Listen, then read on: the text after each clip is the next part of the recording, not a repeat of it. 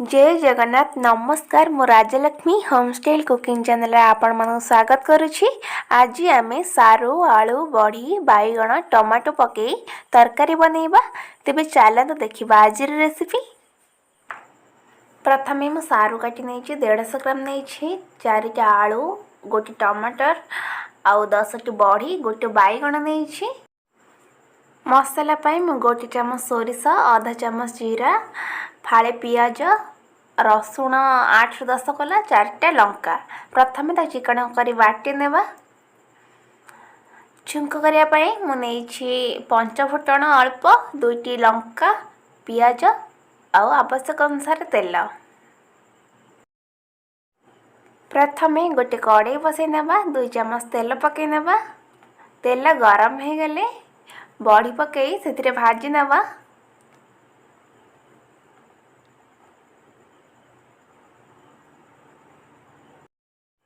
देखिपारे बड़ी आमर भाजी हो गलानी। एबे को बाहर करना से तेल रे सारू आलू को देकी भाजी नेबा। अल्प भाजीबा, अधिक भाजीबा भी दरकार नहीं।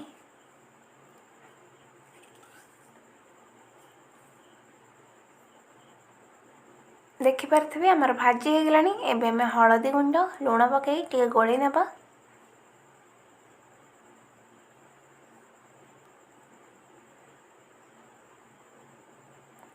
एबे आमे बाटिक रखिया मसला को सेथिरे दे देबा। देखि भल भाबरे गोळेई नेबा। अधिक कसिबानी नहले पिता हे जिवो।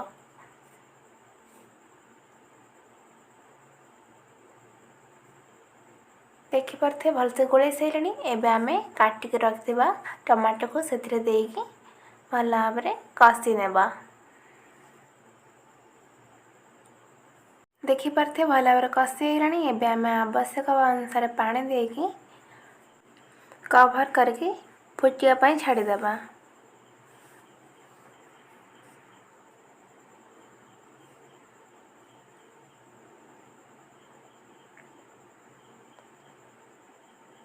देखिपारे तरकारी एवं फुटी गलानी।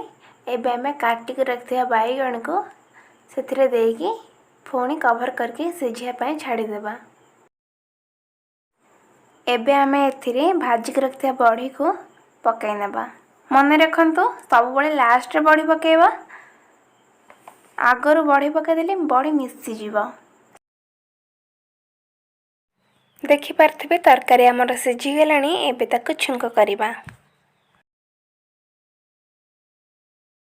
कड़ाई को धोईकी बसई नहीं छी। एबे आमे तेल पकई नेबा। तेल गरम हो गले लंका पंचफुटण पकई नेबा। भल भाबरे फुटिया पाई छाड़ी देबा।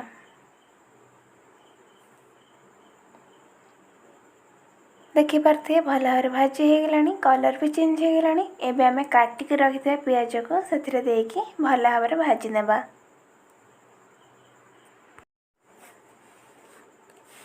देखिपारे पियाज आमर भल भाबरे भाजी हो गलानी। एबे आमे सिझेकी रखिबा तरकारी को एथिरे देई छुंक करिबा।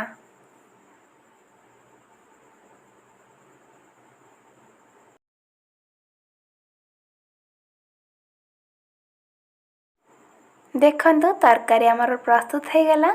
आपण मानकु जदि मोर ए रेसिपी भल लागिथिबो लाइक करिवे, शेयर करिवे, सब्सक्राइब करिवे, पाखर ते बेल आइकन को क्लिक करिवे। रहउछि नमस्कार।